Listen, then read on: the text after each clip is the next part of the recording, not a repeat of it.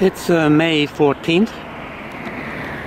Time is 2:25 p.m. May 14, 2009. We're down at the boat docks in the Port Orange Causeway Park off of Dunlawton Avenue.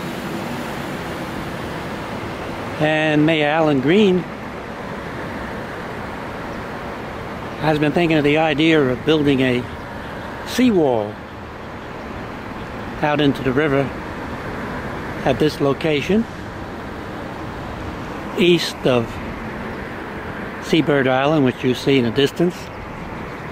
And the idea is that maybe somehow a marina or boating facilities could be utilized. He had discussed this with developer Mr. LaCour some years ago, and he's bringing it up again.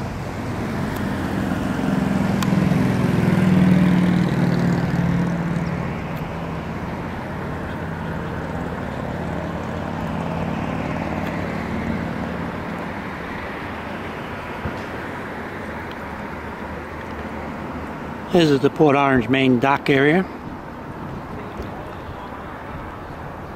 There's two other slips for smaller boats in the Port Orange Causeway dock.